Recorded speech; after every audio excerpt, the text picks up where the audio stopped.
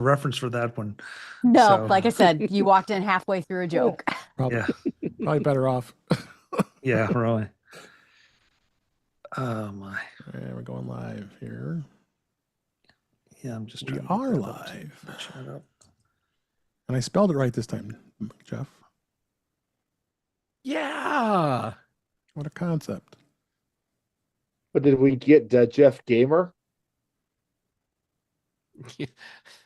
Believe me, I've seen it spelled worse than that. All right. Let me check something real quick.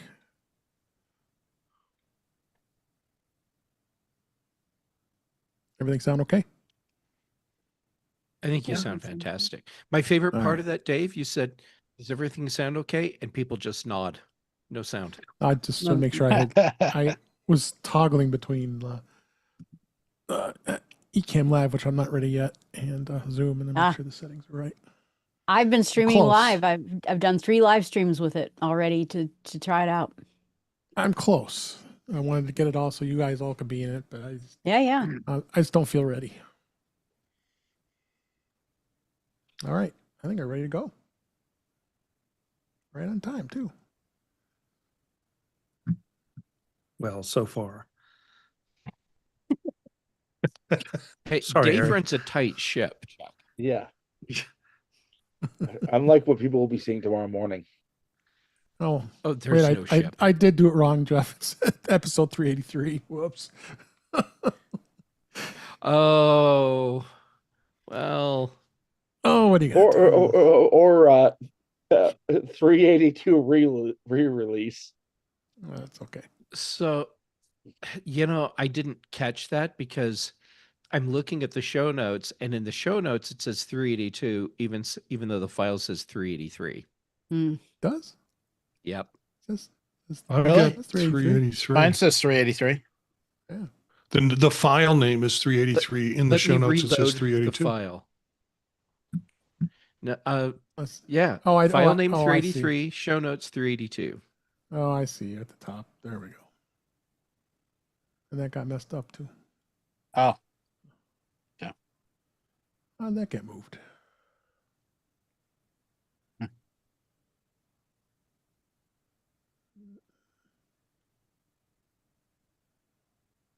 it's the Well, little I have a mysteries. weird fix. The new Apple TV beta fixed my bug. So there you go. It Wow. did something. Nice. 999. Is that your new one, Jeff? Yeah. Dave, as long as we're making the show start late, in Colorado, mile marker 420, they finally had to just get rid of it. I've heard that. And it's replaced with mile marker 419.9. That's Oh, awesome. This is not a joke. What's, That's awesome. what is the reason in 420? I don't get it. 420 is pot day, Yeah. Oh, yeah, I Right. get it. April 20th. You should see us when we go out to Rocky Mountain National Park and someone does something stupid in the car, and I'm like, Colorado. That is totally fair. Oh gosh. All right, let's go. In 5, 4, 3, 2. Welcome to episode 383 of In Touch with iOS, the show that talks about iPhone, iPad, Apple Watch, Apple TV Vision Pro, Mac, and related technologies. I'm your host, Dave Ginsburg, and I've got the usual great people here. And first off, Ben Rathix back. How you doing, Ben? I'm good. I'm very excited to be to have rejoined the ranks of the Daywalkers. Okay, Oh. great. Yeah, so you're working days. That's awesome. And you can be Yes. here at night. That's awesome. Glad you're here. Marty Gensius, he's here as well. How you doing, Marty? Pretty good. First week of classes, so every student emails me when they think they're going to Golden Corral University, where they can just belly up to the bar and get whatever they want and as much as they want. I want to go to no, that school. no system, no real system, no sense of order. So it's I'm glad it's Thursday. Good. Glad you're here. And I'm also glad she's here. Jill McKinley. How you doing, Jill? I'm doing great. It feels like Friday Eve. I'm just excited. It's almost Friday. It always have Friday Eve, right? When we do this Right. on Thursday night. It's always Friday Eve. Guess But sometimes makes I'm sense. tired Friday Eve, and sometimes I'm like, Friday Eve. Ready to rock. Chuck Joyner is here. How you doing, Chuck? I'm doing good, Dave. I'm doing good. I just wanted to respond there to Marty's comment. It's like it sounds like what he described is probably exactly the way he was at that age. Hmm. Yeah. Hey, I was much more rule bound, believe it or not, than you would give me credit for, Chuck. Wow, that's don't know if I hard. believe it. I got to picture that. No, I can't. It's sort of like No. that's the rule. Okay, I'll deal with it.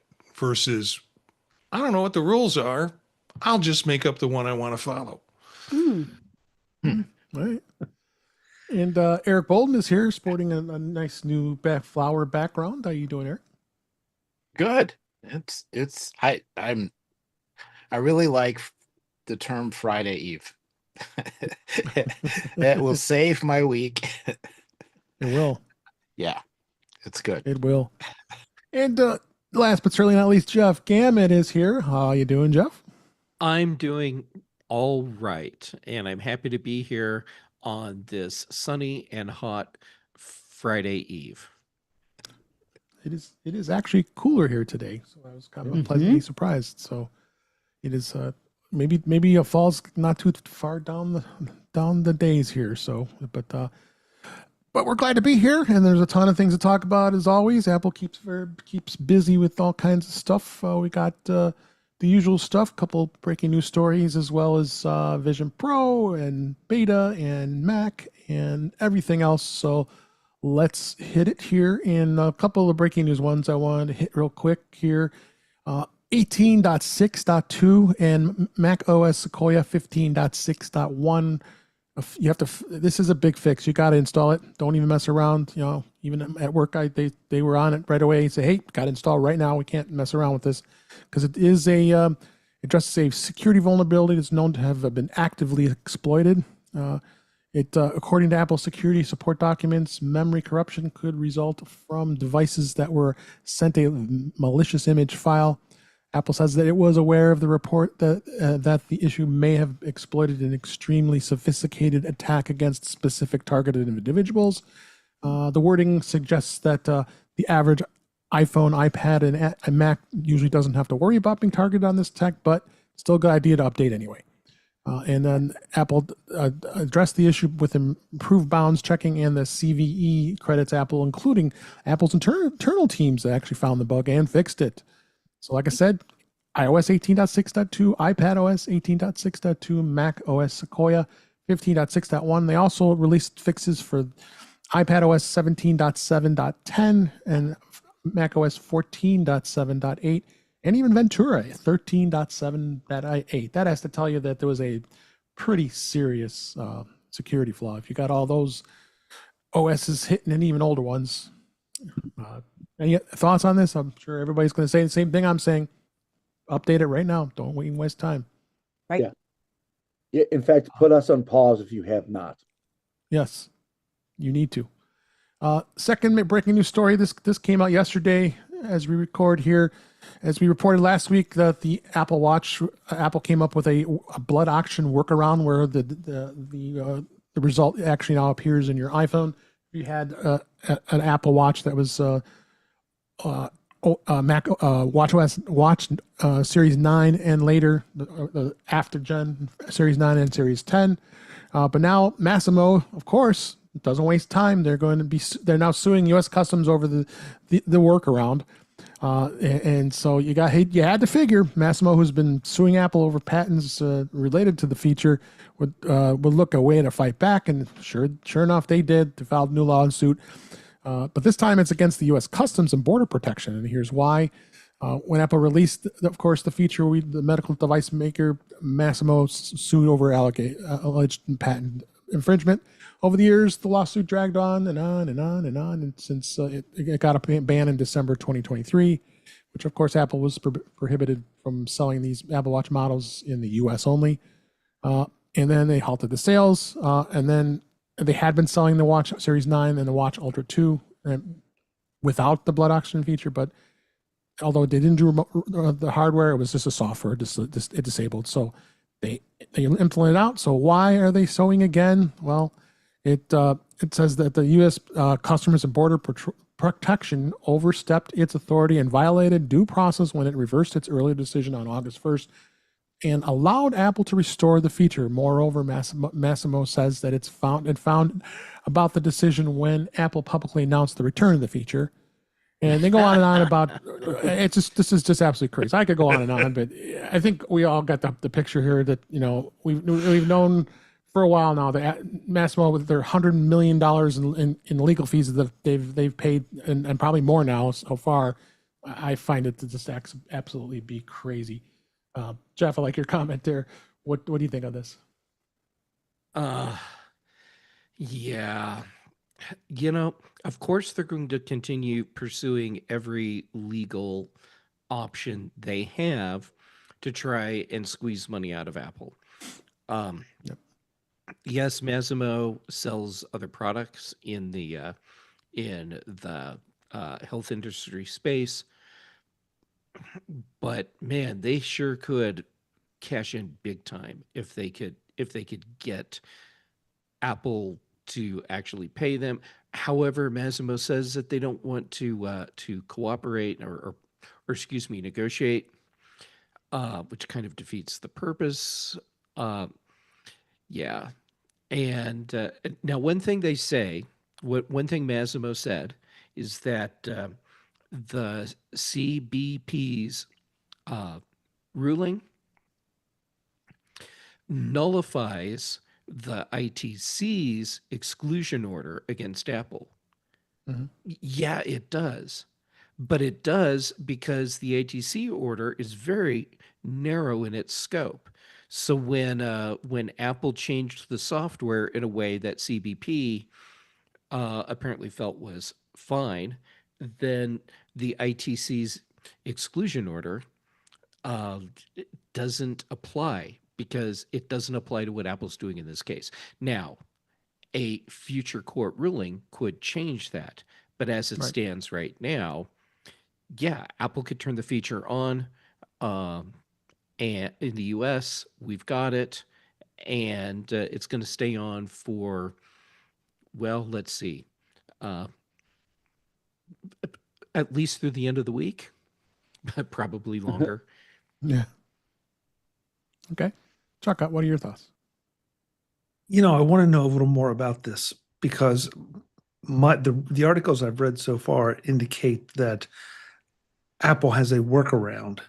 So they are not, and the implication there for me is that they're not getting anywhere near Massimo's, the disputed aspect of the Massimo situation. Mhm. And so why would Massimo be a party to this? I mean, okay, we had the ruling and I understand, and I didn't agree with it, but it makes sense as to why the injunction was put in place for the original suit. But why Massimo would think that they are obligated, or the court, or anybody else has an obligation to notify them that Apple has made a change to the product, and it just happens to involve the very thing that their lawsuit involved. But until somebody can show me where there's any claim or indication that Massimo's intellectual property was involved in the workaround, I'm kind of missing it. It comes across as Massimo being a little bit of a spoiled child. Well, Chuck, you're right. That's exactly what they're being. Okay, let's assume that that the original ruling is appropriate, um, and I'm okay just accepting that as it stands because that's gone through several court uh, proceedings and has been upheld that yeah, Apple actually violated their patents. Um, Massimo isn't interested in negotiating, and they just want this to play out in court. Apple finding a workaround, meaning they found a way to do what they want to do that doesn't involve Massimo's patent. Good for them. Apple has no legal obligation to tell Massimo, hey, We changed our software. Therefore, it works around this problem. CBP agrees, so we're enabling the feature. Now, from a professional standpoint, under other circumstances, I could see where Apple would either politely or rudely say, "We've got this. We're going to do it. Bye." But in this case, no. This has become a very petty thing, and Apple isn't required to tell them that they've done this. Yep. So it just seems very Apple and very fitting that Massimo finds out when the public announcement is made, hey, you can use this feature on your Apple Watch in the United States. And that's where, Jeff, I agree with you. And it everything made perfect sense except Massimo's reaction to it. I think Well, they did themselves some harm, at least in the public eye, for anybody that's paying attention to this. sure, they have caused themselves some harm just in the public's perspective. However, from a legal standpoint, they were really obligated to do this because they need to aggressively protect their patent. Now, the whole backstory, yeah, I think Massimo is being kind of crappy about the way they're dealing with this. But if they're not actively defending their patent or what they see as violations of the patents, they can lose control of that patent. So they're in a position where, regardless of whether or not Apple is in the right now, they had to file this lawsuit. But Go The ahead. thing is that- Eric actually asked for a comment first before you go ahead, Ben. Okay. Go ahead, Mark. Go ahead. Oh, Eric. sorry. I was just gonna say, in many ways, this is just has to irritate them that Apple has a device that has the sensors and has the on-device calculations that works everywhere else in the world except the U.S. And it still has the sensors and all the on-device ability is just switched off. And really the only thing that apparently lets them get away with it is that it's not doing on-device calculation. It's taking all that sensor data, moving it, over here to this other device, letting it calculate and display there with basically the same result. It just has to really irk Massimo because I think they thought they finally had something and it's kind of slipping through. It's a creative solution from Apple. It was nice to see. I'm going to let Ben go and then we'll get you, Marty. Go ahead, Ben. I mean, at this point, Apple has, I think, spent more money on lawyers than Epic and come up even with far less in return. They should have cut a deal. It makes sense for them to have to go to aggressively defend their patents, but it makes no sense for them not to profit from those patents. They had to sell their audio division to Samsung to keep the company solvent at this point. Right. Marty? Yeah, they're in for an ounce, they're in for a pound. And I think that's part of the problem. It started out with Apple poaching a bunch of their engineers. They created the component. I'm not even sure it has to do with the actual patent components, more so than the fact that it is on device. And once they switched it off device and onto phone, and frankly, it makes no difference to me. I've got it working now on a device that it wasn't working on beforehand, and the thing lights up my phone as soon as I'm done with it. I punch it in and there it goes. It gives me the data that I was going to get, except it's not on device. And it's no big deal to me. That information is going to go to my doctor anyways. So that's one thing. It is affecting Massimo. I just did a little search to find out what their 6-month performance data was in terms of their stock. And it looks like an average of down 16%. So they're taking a hit on this. And it might have been some of the reasoning that Ben said in terms of them having to sell a portion of their components off. But Right. Yeah. Jill, wrap up with you. I agree that you have to fight it, if you own the patent on it, and that's the way it is. And then there are people who sit on patents and try to sue anyone they can. And if Apple doesn't fight this, and every one who said, "Hey, I thought of hands on a clock on a watch, that's my idea," it will start suing them. So it's a fair fight, and I think they came up with a great solution. It works on my Ultra now, which is making me happy, and it just can't go on that forever. And I agree with everything everyone said. Yeah, definitely. All right, let's go ahead and move on to In Touch with Vision Pro this week. And Apple did release the Vision OS Beta 7 and Vision OS 26 right alongside with Mac OS Developer Beta 7. And the build is out. I think all of us here who have the Vision Pros have installed it. Really can't see much new going on, but still MIA is the Jupyter immersive environment, right, Marty? Yeah, no Jupiter and no bendable panoramic monitor. The shared MacBook monitor. You can't make it nice and long and big and turn it, bend it on the corners. Only a few things with in the notes with regard to developers, and actually the things that are in the notes with regard to developers are saying, don't trust this. We haven't quite fixed this yet. So it's more warnings about what they shouldn't do than what they should do with it. So we'll see more releases, I'm sure. No question. Eric, did you see anything? No, some smoothed out edges. They've added a little polish here and there on the, here's this new OS and here are a couple changes. But yeah, it was nice and smooth. I'm really going to look forward to the final release. This is a very good one. Okay. And then a couple immersive video releases here, kind of. You can explore the Disney Plus Alien Earth immersive environment in Apple Vision Pro now.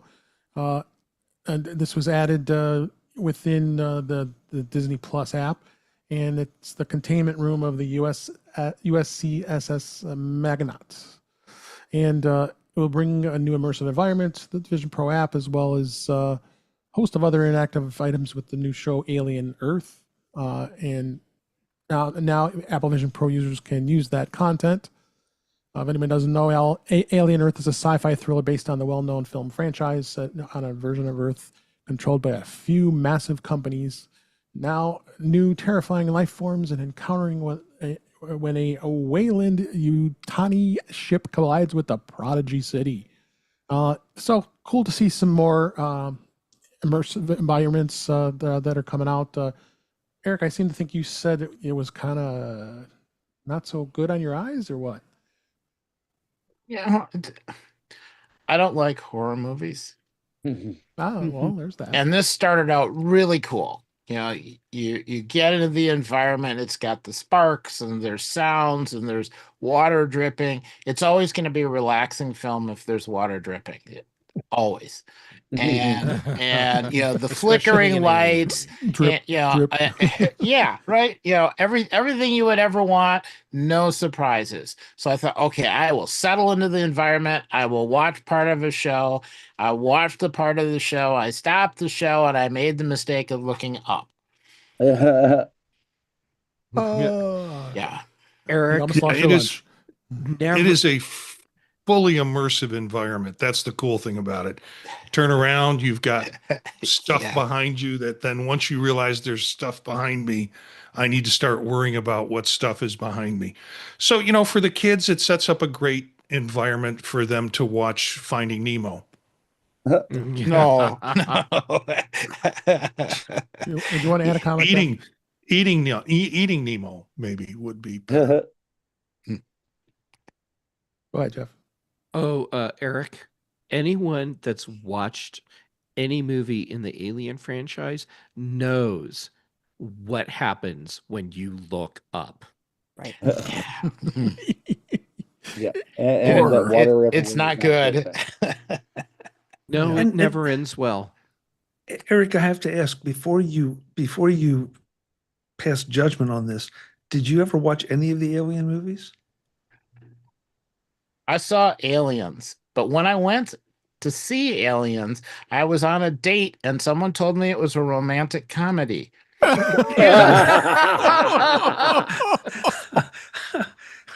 It was That's not when Sigourney funny. Weaver is there, right? How did that date turn out, Eric? That's what I want to know. I don't really remember the date, but I He know remembers the to alien. avoid aliens. Yes. Game over, man. Oh my gosh, that's Game great. over. But Uh, all I can say about it is this: I look forward to the future In Touch with Xenomorphs segment. Yeah. Yeah. And then HBO got involved here. This was just announced today as we record. HBO has launched a new Harry Potter immersive environment on the Apple Vision Pro. HBO has been a strong supporter of Apple Vision Pro from the start, offering a robust native app for the Vision OS with a Game of Thrones immersive environment. Today they announced an update to the Vision OS app with an all-new environment, Hogwarts Great Hall. The Hogwarts Great Hall immersive environment will be familiar to Harry Potter fans as it's one of the most iconic rooms in the Hogwarts School of Witchcraft and Wizardry in the series. And the environment on Apple Vision Pro offers separate modes for day or night, and you get the full Hogwarts Great Hall experience with robust architecture, flowing candles, and iconic long tables. While browsing the HBO Max app for immersed in the environment, you will also hear the ambience of the Hogwarts Great Hall sound effects. Anybody, have you tried this, Marty? Okay, I know I'm going to be stripped of my nerd badges, but Yeah. I have never read I or haven't either. been to a Harry Potter movie. I've seen My movies. kids went and saw them. I do own all of them, but I have never read or seen any of the Harry Potter stuff. But did you take one for the team just because you had to see it for the purposes of the Vision Pro? No, no. Okay. J.K. Wow. Rowling has turned me to the other direction. Okay. Marty, You if know, it- Before anybody else comments, Eric, how about you? Have you seen it? No, I didn't even know this was out until I read the article, and I haven't. So as soon as we're done, I thought so. Hey, Eric, I will take it's a a peek. romantic comedy, just to let you know. Yes. That's right. As soon as I hear from somebody else and I know it's safe, then I will look. Plus, Voldemort kind of looks like a xenomorph. Oh, Okay. And he Yeah. doesn't hug you. No. Hmm. Go ahead, Jeff. Comment. Okay, so regardless of how anyone may feel about the author of these works, or the quality of the works, doing this is actually a cool use of Vision Pro. However, if they really, really want to do this right, screw the Harry Potter stuff. You got to go right to Lord of the Rings because There the you go. venues there, that is begging for Apple Vision Pro immersive environments. Can you imagine walking through the dwarves halls? Hmm. Um, just Mount imagine, Doom. right? I mean, the locales in Middle Earth are epic, and using the word correctly, they are epic. Yeah. That's where this needs to be. Anybody else? Which, by the way, there were comments. Well, I was going to go ahead, Ben. Warner Brothers Discovery, through their New Line brand, also owns the movie rights to Lord of the Rings. Oh, all right. Hmm. Right. It could be here. This is the Anyone kind else? of experiences that I will eventually get me into an Apple Vision Pro. You know, that I'm glad to see these coming out. Big Harry Potter fan. Ooh. No? I said, ooh. Oh, You gotta ooh, get you yeah. joined the team. I went to station 9 3/4. I hiked through a town called Dursley, which is where she named the town from. And I just, I'm excited about that, and I'm kind of sad I can't see it. So there you go. And I feel obligated to in support of Marty, confess that I too have never seen a single Harry Potter movie. I mean, it's one of those things. It's on my list, and it's like, yeah, I'll get around to it, you know. And then I watch a Star Trek rerun or something. It's like, you know, Yeah, okay. Yeah, there's priorities. yeah, yeah, yeah. Funny, So- I always so thought Chuck is a hardcore Slytherin. So Marty, you and I will be on the outside looking in together. Hmm. I really haven't spent much time. Might have watched one of the movies of all of them. So I can't even remember. That's how much I've got excited about it. So, all right, let's go on to beta this week. So we always talked about the 18.6.2 and all the other updates. Make sure you do it. Apple did release iOS 26 beta 7 for the iPhone. Nothing but bunch of a big change here with this release. I at least didn't notice anything crazy. As far as any updates goes, we're getting near the end here, so it's getting very close. A couple weeks, we're thinking, because you always know around the mid-September is when they're going to get released. So the release can will be up here pretty soon. I would bet. Anything of new importance here? We've already talked about. Of course, they did now added, like you, Marty, you said last week that we didn't find it with the Apple Watch with the blood oxygen feature. Well, it is now in this beta 7 for watchOS 26 as well as iOS 26 that was added. There is some adaptive power notifications that have been added, so I think that's pretty cool. But beyond that, same stuff we've been talking about. So I think we're very close, very getting close to being released. And then you got the developer betas of iPad OS 26. Nothing big there. And then you have released of the public betas as well. They're out now. Add that to it. tvOS was added as well, and watchOS 26 that's out as well. Nothing really notable to talk about that. And a couple features I wanted to talk about a little bit here. iOS 26 now has this new autofill code feature that's even better, and it's approved. So now they've expanded the autofill to third-party messaging, email, and browser apps. They now have added it so it doesn't matter what app it is now. Third parties are going to be able to support that and be able to detect those codes for SMS and other apps besides messages. So that's kind of cool to see. And then iMessage now is going to have a drafts folder, so you can put drafts of messages in that folder before you send them, which is kind of nice. Finally, it took them a long time to do that. Yeah, so I think everybody's going to like that because you can let it sit in the drafts for a bit and go and do that. And a couple and I've been talking this before. I'll put this article in here again. Is the fact that the multiple windows is just a game changer for me in the iPad with the iPad OS 26. The windowing, you can do up to 12 apps on a screen at once, and more than, of course, most of the people I think realistically need. But I like the fact of even doing 3, 4, or 6, which is real great. And they've done some improvements on the dock too. And then we have got some rumors that they're going to be talking about probably an M5 iPad Pro is going to be probably coming out sometime soon.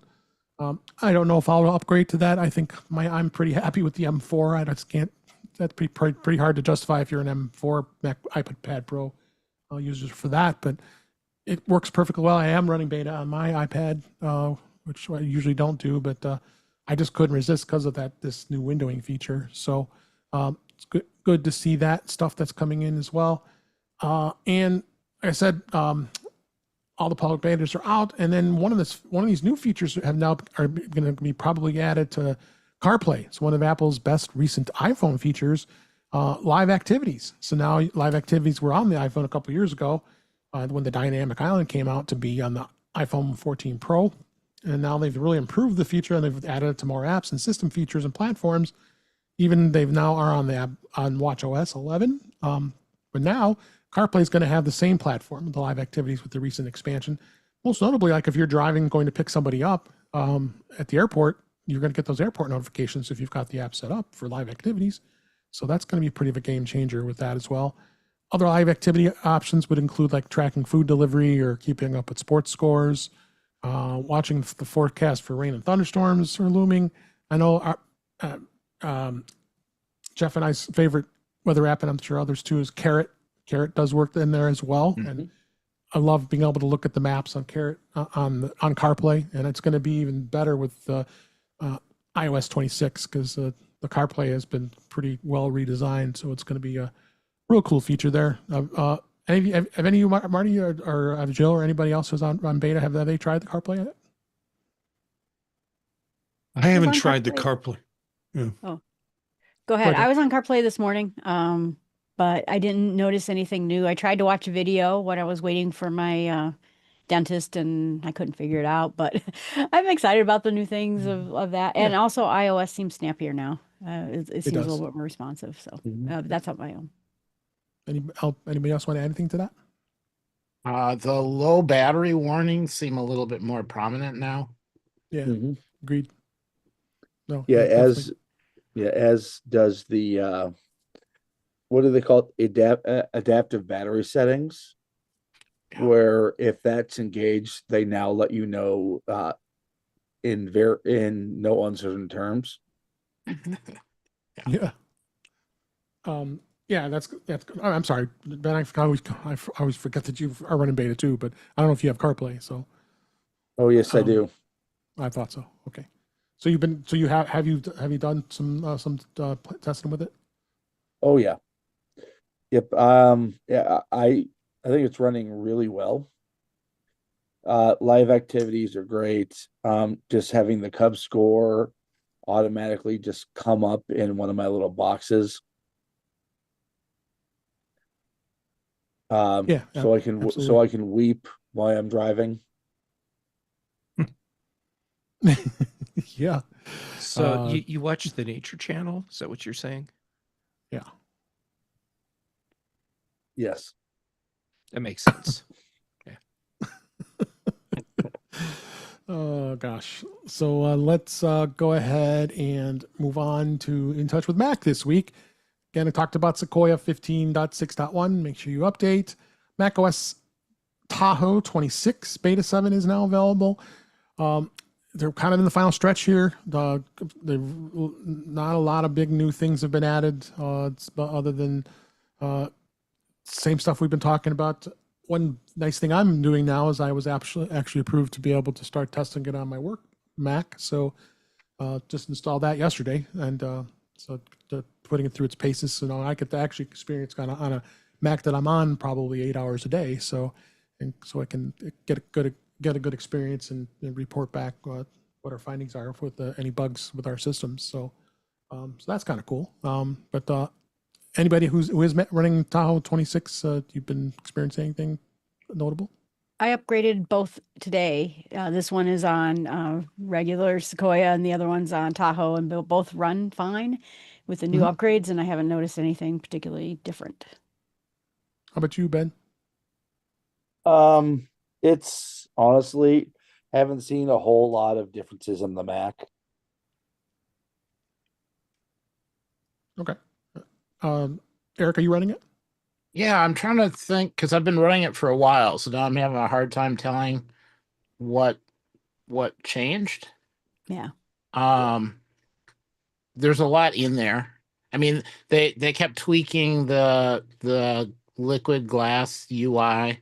It now seems to be pretty good. Yeah,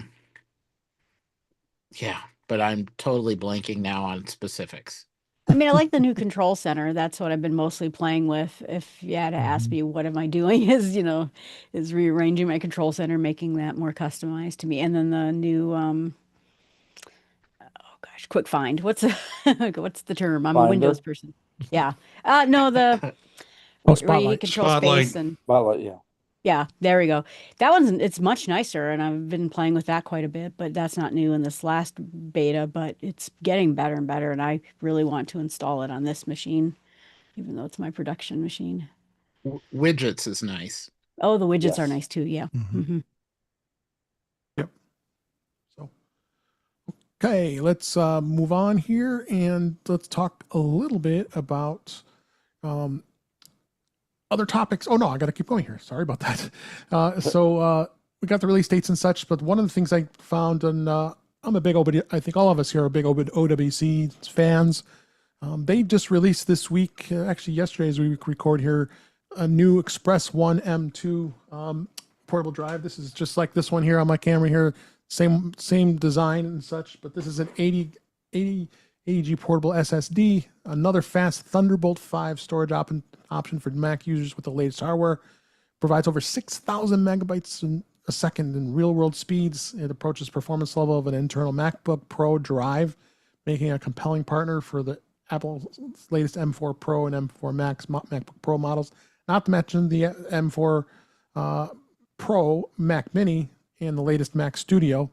It's got a great finned heatsink. I really love that on this one, and the aluminum enclosure. And it's got a DIY, or you can buy one with the drives. They're pricey. Starts DIY is at $219 with the empty enclosure. It goes all the way up if you really need to have some serious storage and have some serious money in the bank. $12.99 for 8 terabytes of storage. Ooh-wee, that's a lot. But the speeds just keep going crazy, and I love that COWC continues to excel with this. So, what are your thoughts on this, Chuck? You know, we're all going to need this speed at some point. I'm not sure it's right now, No, depending I'm not. on what you're doing. The 8 terabyte capacity is really intriguing to me, and I think it points to OWC's. You know, they are continuing to push the pro market. I mean, because mere mortals don't need this kind of speed in a portable 8 terabyte drive. Do we want it? Absolutely, absolutely. Please. Oh, I do, You know, but I'm not. it's on my Christmas list. I gotta draw the line. Yeah, you know, I mean, yeah, Santa Claus, I would love for you to bring this to me over the holidays, but I know it's not going to happen. But you know, I love it. I mean, OWC's products are just top notch, and Sure. you just wonder, you know, where the top end is. But every time I get to talk to Larry O'Connor, he's always stressing, you know, that one of their big objectives is to make the gear that makes professional jobs easier. Yeah. So They do. I love it. Anybody else want to add anything about this? You Yeah, know, I've got a. I first of all, there was a moment there I really wanted to come to Chuck's house for Christmas because it sounds like there's a possibility of some really cool stuff. That's right. I've got a bunch of external drives that I use for storing different things on, and I have to weigh. Well, I want one that's dependable. You can buy these things that are so cheap that they always crash on you. So I want some dependable models. But you got to weigh price with speed for me, and these are on the high end of pricing for what I need versus the speed that they provide. So, I've got a bunch of 2 terabyte lying around, and certainly not 1 terabyte for $350. So, not yet. Yeah. Anybody else? And if you think this is impressive, and it most certainly is for having a portable workstation, especially on the go at a job. Just imagine the kind of performance you're going to be getting with something like their 12 stick Thunderblade X12 DAS unit. Oh yeah. Once you get into video editing, now you need a lot of hard drive space. And the one thing that I would say, I love Apple about everything, but the one thing they're skimpy about is hard drive space. And it's expensive. And on Ben's recommendation, I bought the 2 terabyte OWC when it went on sale. And it's interesting because hooked up to this machine, I have the 2, which I put all my B-roll and collateral stuff on, and then the 8, which I put all my video files on. And it's interesting, this 8 is a SanDisk Extreme, which is also supposed to be very, very fast. And it is amazing how fast that OWC is. I can play games on it, and it acts like the hard drive, and I'm just always so impressed with it. Even these old models, these scream, they really do. It's just and I've got a few of them. Even the old Envoy Express is just a really fast device. In fact, the Envoy Express is limited to even you can plug it into a hub. You have to more or less have to plug it in direct or have a device that supports its fast speeds. So yeah, super impressive if you have the money, and a good solution to when you don't have enough hard drive space from Apple. I mean, that's why we love OWC and their appeal. I mean, they've got some great, somewhat lower end stuff, but it's worth the investment. Honestly, I mean, I'm a I'm a dock fiend. I see how many docks I got sitting around here with what I'm using right now. I can it- verify Dave Yeah, is a you doc can. fiend. Yeah, there's at least 3 in front of me here. So, it's they make some great products. So, all right, a couple other topics I wanted to hit real quick. For those who are sports fans, and I know not too many of you here are, but in the panel anyway, ESPN has now released a new streaming service, and it's a really good news for Apple TV, the Apple TV app users. The long-awaited flagship streaming services launched today as we record. It will support the Apple TV app queue and the watch list. This is ahead of football season. It's coming into full swing. There's 2 brand new services that are coming out, launching this week. It's both ESPN and Fox One, which are both launching today and closing some significant sports availability gaps in streaming. You also got to invoke the question: will it support the Apple TV's app? Well, it is. So we got really lucky with that. Yeah, for both of them, right? So the new ESPN is going to cost you $29.99 a month. That's, if you're not a sports fan, that's a little steep. And it will live inside the existing ESPN app, and the app currently integrates with the TV app, so you can continue to get the content directly through that. So look into that. Ben, you being the sports fan like you and me and Marty, what do you think? Well, I took it for a test drive. Number one, right now for the first year, they have a promotion where Yep. they're basically giving you Disney Plus and Hulu free. Right. Go ahead. Yeah, they said the app was going to change. I haven't really seen it. It's not really good for live TV. I mean, it shows the game far more than the channel. The channels themselves are like at the very bottom. Oh. No. But it gets you the ESPN content that you had to have cable for.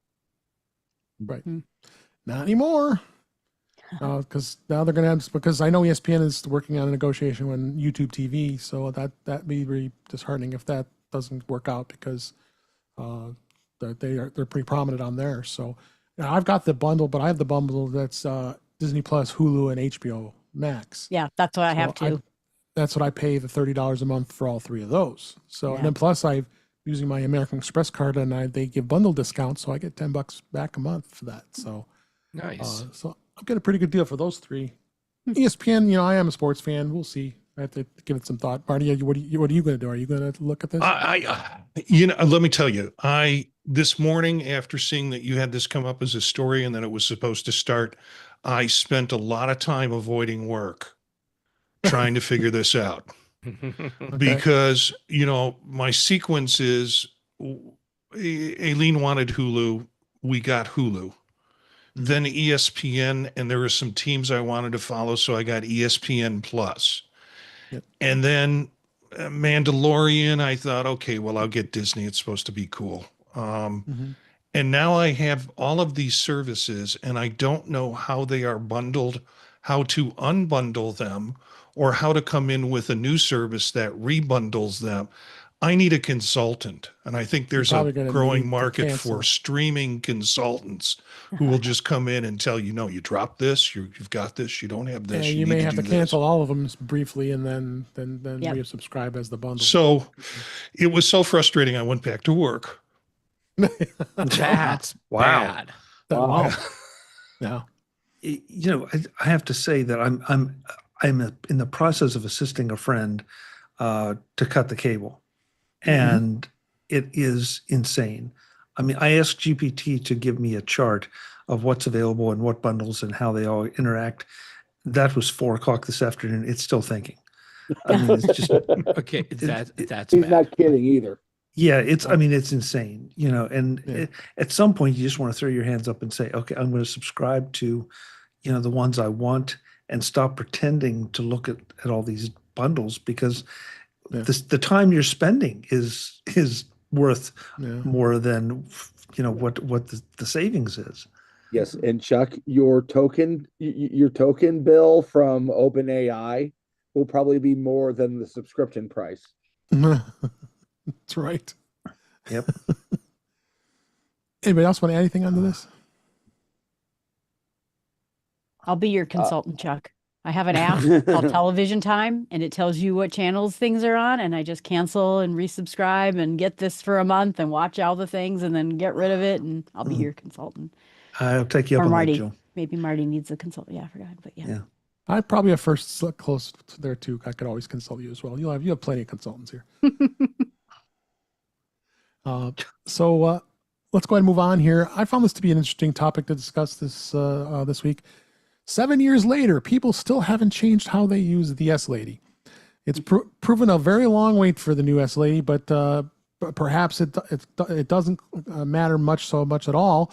A new survey is now showing that most people are using S Lady and other assistants in the exact same way as they did back in 2018. Now, some of the new capabilities have been added, and and there are some generational differences in its usage, but the vast majority of it falls into 5 rather basic categories. But after many years of Siri being accused of being the dumbest intelligent assistant around, well, it's probably true. And then, of course, further Apple showing with their iPhone 16 ad. Sadly, however, Apple has had to delete the ad after accusations it was false advertising, if we remember that. So far, nothing has really changed. There was a survey here that said you're checking the weather 59%, to play music 51%, checking the web for an answer 47%, setting a timer or an alarm 40%, to call someone hands-free 39%. So is that the way we use that? So is it, you wonder. But I think for the most part, people are really seeing the content that they're existing as their existing usage. However, 10% said that digital assistants aren't as smart as they expected to be. Okay, we knew that. And frustrated with voice assistants and not understanding what they want to achieve, failing to deliver accurate answers. So I thought this would be a topic to discuss here among our crew here. I'm gonna start with Jeff here because you use it a lot, and you use with your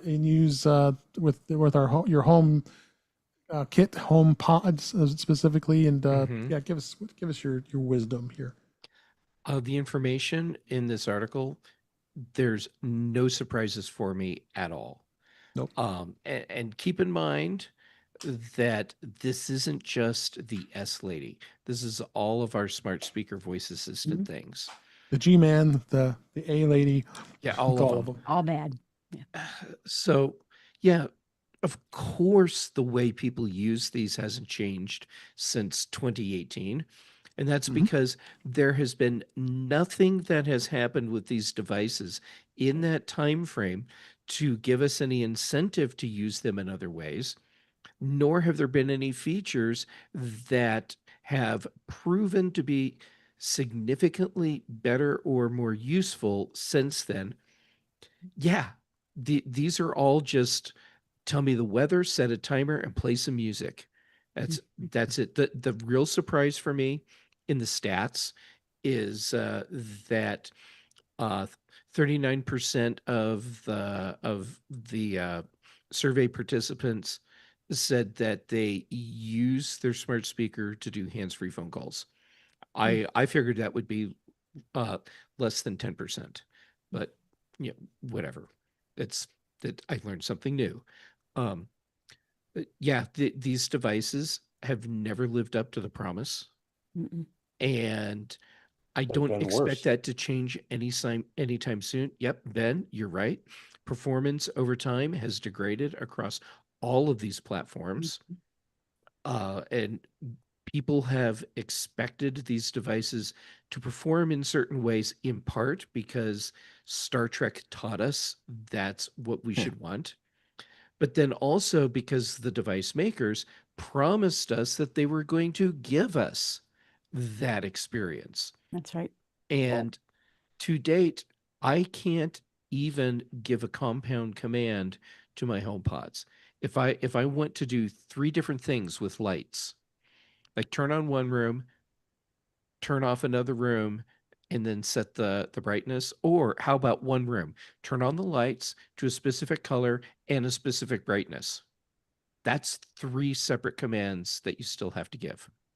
Yeah. Yep. It's like we're living in the future where the company that created the holodeck built the computer. Yeah, it's like we're not living in the future at all. I don't It- know. I don't, Jeff, I don't know. When you were talking, the lights in my living room just came on.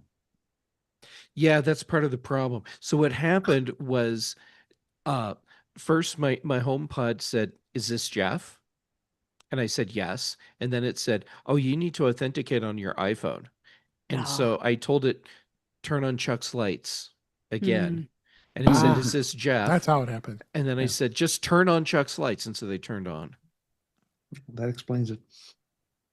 You know, Jeff, you said about the hands-free calling. I wonder if that's CarPlay people, because I realized I never used the S Lady for anything. And now that it's built into Apple CarPlay, I'm using it to do things like call people. And I I think, bet you're right.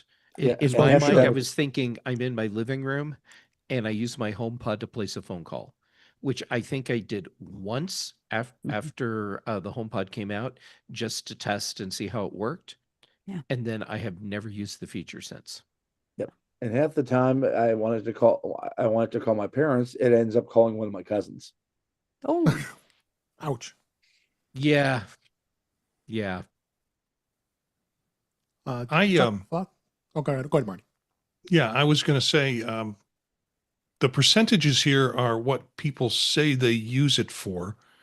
It's not a percentage of how much it's successful. mhm. Mm-hmm. So, I tried to get it to set an alarm this afternoon for a 50-minute nap, and it said, "Oh, okay, we will set an alarm for 15 minutes." And I was like, "No, 50 minutes." So just that, how successful are they going to be? I think we ought to do a voice assistant and we'll call it Poltergeist. And we can ask it to do stuff and it'll like flash the lights in Chuck's house. Mm. I'm on board for this.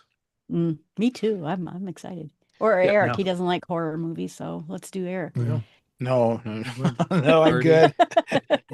Marty, Not my gonna do that. absolutely stupid workaround for the timer, alarm, whatever thing that you're dealing with, where you get a 15 instead of a 50-minute timer. Mm. I tell my home pod or tell the S Lady 49 or 51. Yeah. It's much Oh, like the sign in Colorado, right? Yeah. Yeah, Yeah. I go off by one, Right.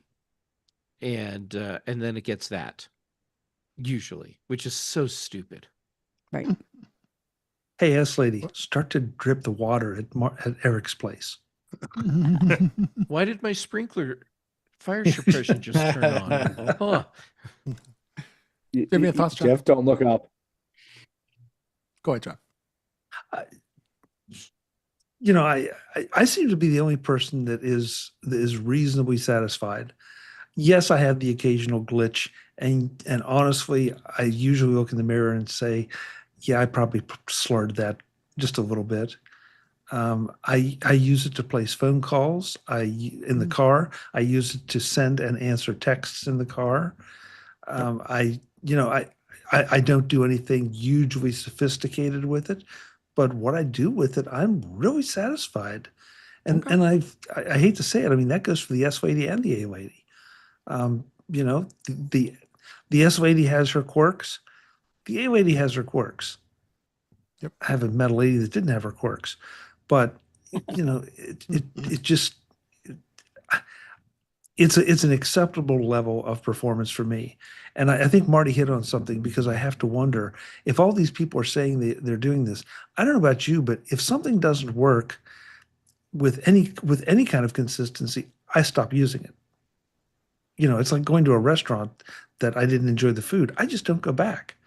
And that's sort of the same way with tech. If something doesn't work, a piece of software or hardware, I don't use it. So somebody is using these things enough to complain about them. Yeah. Since I'm using CarPlay more often, I am interacting with the S lady a lot more. Yeah. To do text messages to my sister when I'm on the road, to make phone calls, like you said, and it's pretty good. to ask it a question about an area that I'm in or what does this mean, it always tells me to go to my phone. I think what's happened is the technology has not improved, but our expectations have gone up. All right, Eric, go ahead. You're the last word on this. You said you used your Vision Pro. Yeah, I found with the Vision Pro when I'm giving commands, it's fairly successful. But I have a set number of things I do, like trying to take a screenshot, or with my speakers, I want the today's news and I want today's weather, and that speaker, that's all I asked for, and it is really good at giving me exactly what I want. So if you have done something a couple of times and it's successfully completed, it seems to be able to continue to do that. And Mhm. right now, that's all I want the consistency. I don't want it to get fancy and start talking back and then forget how to tell me what the news is. Yep. Okay. All right, let's go ahead and move on. That was a great discussion on that. Got up some news stories I want to hit before we wrap up here. A couple Apple Card stories. Apple Card's offering 5% cash back at select gas and charge point stations. This is through September 15th as we record here. Get 5% back when you use the Apple Card via Apple Pay at Exxon and mobile stations across the United States. It's also available at qualifying charge point stations for electric vehicles. It's limited to $500 and combined with the Exxon Mobil and ChargePoint, meaning the maximum cash value you can receive from this offer. Oh, okay, $25. But you get the normal 30% back, and you won't get it if you use the physical card, as we know. So it has to be using Apple Pay. And the summer road, that's what this is calling the summer road trip promotion. It began on August 15th, goes through September 15th. So. Just more of a PSA than anything else. Any comments? I get that out of Citibank. They do something similar, and Yeah, I and get on our it's a cards good too. it's a good function. Yeah. Yep. Hard to believe it's been 6 years since Apple Card came out in the United States, and it's never been to any other country all that time. And it's and that was that following a little more limited preview period. The credit card, of course, we manage it in Apple's an iPhone wallet, and it got some great benefits, including you can coded spending summaries, no fees, daily cash back, paid out daily. Card holders also can open a high yield savings account, which we all love. But that big change is coming. We talked about potentially that Apple's going to partner with Chase Bank, and Goldman Sachs is going to get out of this business. They've been talking about this for a while. But the contract does run until 2030. So, but Apple is reportedly willing to let them out of that contract. But we'll see where that goes. But if Apple does get this a new financial partner, you're going to kind of worry about the updates to the card's features, policies, and interest rates, customer service processes. Although exact changes have remained to be seen. It's worth noting that Chase Bank does not even offer a high yield savings account like the Apple Card savings. So it's only in the U.S. And 6 years since that has released. Anybody have any thoughts on this? I have recently taken over managing the expenses in our household. And not because there's anything wrong going on. I just have taken on that responsibility. And I have switched everything over to my Apple Card. So the regular bills and stuff, and it's just I have so much faith in that platform and the security that goes around with it, and being able to get responsiveness from the company. And I know I'm probably taking a hit on a percentage rate here or a percentage rate there, but it just seems to, it just seems, and I pay it off. It's just easier to pay it off and manage it. So it just for me seems to be the go-to card now. And since this has kind of fallen in my lap, those are my choices. Easy way to pay it right from your phone. Yeah. Marty, did this involve if you could do it better, you pay the bills? Something like that? I'm just kidding. No, we can talk about it off. We can talk about it off. I was going to say. I'm just guessing kidding. It was okay. We have these two things we need to sort out. One is who's doing the dishes. The other is who's doing the expenses. And there you go. Yeah. Right. Yep. Okay. Anybody else want to add anything to this? All right. I don't think anybody could add anything to that. Yeah, that is true. I can't leave from that one. So a couple Apple TV Plus stories. The Morning Show is back at the season 4 trailer has just was released yesterday as we record. And it's begins the season 4 begins in the spring of 2024, nearly 2 years after the season 3's merger between UBA and NBN. Now operating under UBN, story confronts issues of truth and trust in an era of deep fakes, conspiracy theories, and cover-ups. Reese Witherspoon and Jennifer Aniston, of course, return, both starring and executive producing. Showrunner Charlotte Stout and director Mimi Leder is also remains at the helm. And of course, you got the same folks that were in it, like Billy Crudup and Mark Duplass, and many of the other great actors that were in it. John Hamm is back as well. So it highlights a pursuit of a cover-up story, and it looked very intriguing. Alex also clashes with a podcaster, Brody, corporate tension. So it's got all its fun stuff. It's going to premiere on September 17th. New episodes streaming through November 19th. So I like that show. I'm looking forward to it. Anybody else feel the same? I think I've always enjoyed that show. 4 seasons now. I should probably start watching that show. Yeah, it was it sounds a lot more interesting than I was expecting. It is. It's I a got lot through season 1, so I'm 2 seasons behind. Yeah, I got through season 1 as well. You know, it was one of those shows that I thought, okay, I'm going to watch it. It's one of the few times I said I'm going to watch it because it's on Apple TV, because we'll be talking about it. And it's not the kind of show I typically enjoy, but it's so well done. It is. I mean, there were questions over, some of the plot lines in, I think it was series or season 2 or 3. I don't know. Yeah. I lost track. But bottom line is, it is really well done. The acting is good. The stories, whether you agree with them or like them, are engaging. And, you end up really being intrigued to see what's going to happen next with the characters. So much to my surprise, it's one of the few non-genre shows that I can recommend. And it's just it's a show that was what put Apple TV Plus on the map. I mean, that was the first episodic show that Apple released on Apple TV Plus at the time. So many things have evolved over these many years with all the rest of the great shows and movies that are out now. So looking forward to it. I enjoy it. So anybody else? All right.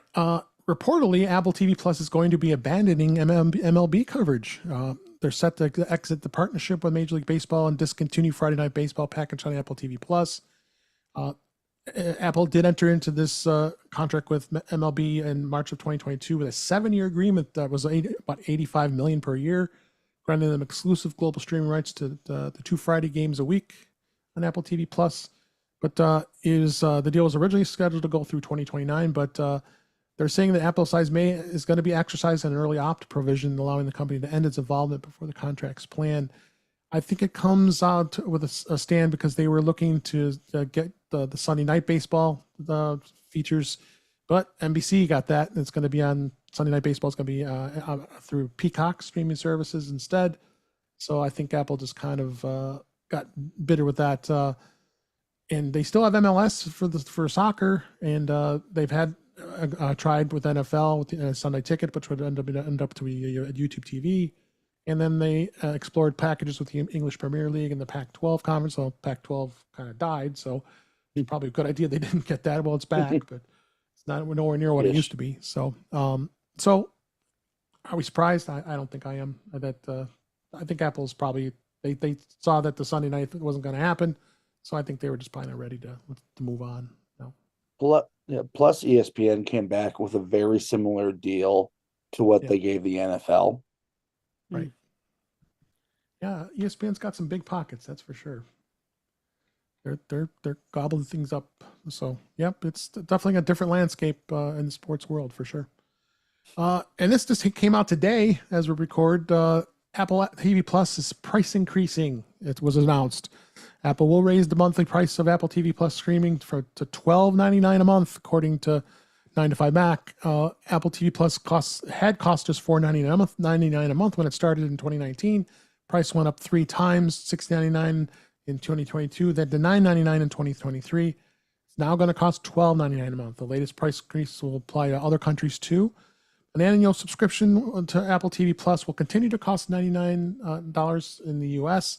And Apple One bundles prices are not changing, the report goes. So it's going to be more enticing that maybe the Apple One bundle is good. I'm going to talk about that in a second.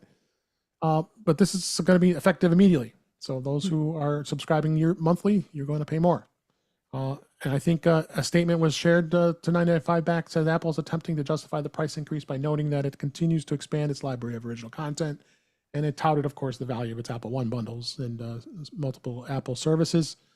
Many other services like Disney Plus and Netflix have raised their price in recent years too. So, I mean, this isn't anything new with other folks. Anybody have any thoughts on this? Yes. When I saw the news earlier today and I saw the comments that were coming out, it's like everyone in the world thought that Apple was going to offer a $4.99 streaming service forever. And they feel like it's a personal assault that Apple has raised the rates. That's the nature of this industry. You want content, it costs. And and that's it. The other side of it though is that Apple is making, just like the headline says, this stuff's getting, the bundles are harder to resist now. It's much more enticing to pay if you just want Apple TV Plus. It's much more enticing to pay for a year now than it was before. Alternately, the Apple One bundles look a lot more attractive, presumably to a lot more people as of this morning. I agree. Anybody else? Yeah. Has anybody seen Foundation? That ain't Yeah. cheap. Great show. No, right. Exactly. That is a very expensive show. I just came up with a hypothesis. Surprise. I know. Yeah. Okay. So the thing where people sign up for a service, watch the show they want, cancel, then go to the next service to watch that show, cancel and go. That's probably a big money loss, not just for Apple, but for all of these companies. So they probably need to increase the rate for the month to month subscribers, because a lot of those are doing just short term. But keep the annual and the bundle prices lower to make it more attractive to not do the subscription hopping. I mean, you're right. That's what I do, and that's what I did. And now these bundles are getting cheaper, where it's almost not worth it for me to do what I do. And Your time. And that's the Alone, Kevin, do idea. it. Make it easier for you to stay subscribed than to hop. right. Anybody else? And then real quick, the last article I have here, I'll just summarize it with the Apple One bundle. I've been an Apple One bundle subscriber since its inception many years ago. I still find it well worth it, including everything. I got the Premier plan, which includes News Plus and Arcade, iCloud Plus, and Apple TV Plus, News Plus. So it's got a great bundle of stuff. I mean, I've been playing the games on Arcade, so I'm getting my money's worth on that. News Plus, I find it's got some good information, and then also including with the sports that they've expanded on as well. So I think the bundle itself, around $38 a month, is I think it is for all of those services. I think it's well worth the bargain. Does everybody else here use it on the bundle right now? Oh yeah. Yes. Yeah. Okay. Definitely. Everybody? Just only a few of us. You're It not, all comes down to the value, whether it is the bundles or just the straight subscription. I can't talk tonight. The straight subscription to Apple TV Plus.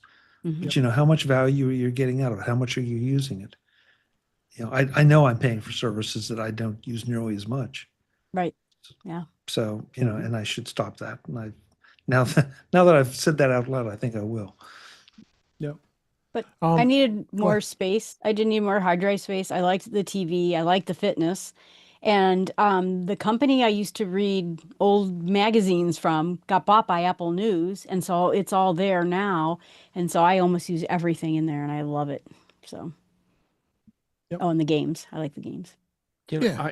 I'm probably the odd man out in the Apple One subscription group because I'm just doing the individual thing, and that's because I use Apple TV Plus, I use Apple Music, Hmm. um, the what's the third one that comes with that? Arcade. Well, Okay, Arcade's like the Plus, bonus that iCloud comes with it. Plus. Yeah. Yeah, but Mhm. anyhow, it's like all the stuff that I use all the time, and I do pay for extra storage. It's cheaper to do the Apple One bundle as an individual, Yeah. and it gets Arcade thrown in for free. Yeah, pretty much. Yep. Yeah. Pretty much. I bundle and do the family plan. Same. And so, I have a lot of Apple movies that I've purchased. So the 5 other family members that I have on it have access to my movie library. And one day when I die, they will stop leeching off of me. Okay. All right. So that was a great show. I want to get the thanks to everybody that has been in the chat tonight at youtube.com/Mac in touch with iOS.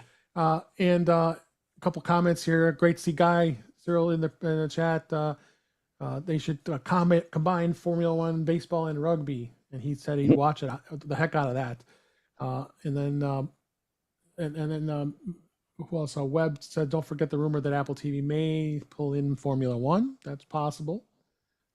And Chuck, you said that you take Formula One over baseball any day, as well as a lot of other great comments. So, but thanks for being in the chat tonight and joining us. So, with that, let's go ahead and wrap up. That's a wrap for this week. Please send your comments, questions, suggestions to our email address, which is feedback@intouchwithios.com. Follow us on Blue Sky and Mastodon at In Touch with iOS. Support the show by buying me a coffee at intouchwithios.com/coffee. We would really appreciate it. You can become a patron of the show by going to patreon.com/intouchwithios. We have 2 tiers available to support the show. We would appreciate it. Make sure you like, share, and subscribe so you're notified when we're live streaming. Like Webb Bixby and Guy and Brian was here earlier. You can do that on Thursday nights at 8 p.m. Eastern, 5 p.m. Pacific at our YouTube channel, which is youtube.com/intouchwithios, where you can watch the current and past live streams as well as listen to past shows. In Touch with magazine on Flipboard. Visit that when you can, and where many of the topics we discuss are flipped into that magazine. The link is in our show notes. You can subscribe to the show in your favorite podcatcher, including Pocket Casts, Overcast, Apple Podcasts, and many others. But better yet, go to our website at intouchwithios.com, where all the links to all the ways to listen to us are there. You can also find me at Blue Sky and Mastodon. I'm Dave Ginsburg at DaveG65, and we'll reverse a little bit. And Jeff Gammett, thank you for being here this week. Appreciate it. Where can people find you?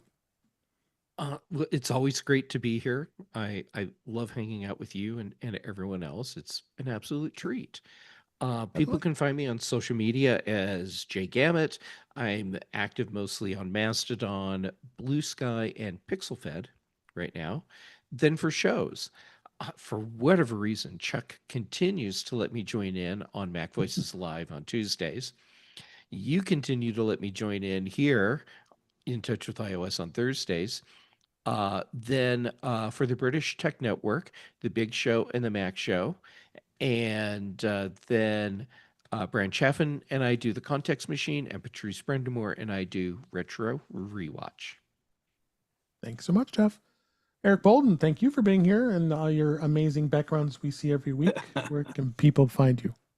Oh, so much fun. I can be found on Mastodon at EA Bolden at mas.to. And then Mondays on Vision Profiles, Tuesdays on Mac Voices, Thursdays, of course, here on In Touch with iOS. So I cover all my OS bases. Yes. Thank you, Eric. Chuck Joyner, thanks always for being here. Really appreciate it. Where can people find you? Thank you, Dave, for having me. I always appreciate it, even when I'm forgotten. You Wasn't on can purpose. you can find me at macvoices.com on a daily show that we have an awful lot of fun with. We do the live show, as was mentioned, on Tuesday nights at youtube.com/MacVoicesTV at 8 p.m. And on the socials, find me as at Chuck Joyner. Thanks again. Thank you. Jill McKinley, always a pleasure having you on the show. Please tell everybody where they can find you. I have Start with Small Steps podcast. That's my main podcast. You can find me on YouTube as well. And I am starting to use Ecamm Live and doing live shows and then getting used to it. And that's been fun. And you can find me on X as Schmern, which is like with an E, but it's best to just look on a link. And that's primarily where I'm there Great. for Thanks, social Jill. media. Thanks. Appreciate it. Ben Rathick, it's always great to have you back, and hopefully now I guess we're going to see you a little more often. I'm excited about that. Where can people find you? You can find me at Ben Rathig on Twitter, or all Twitter and all the other social medias.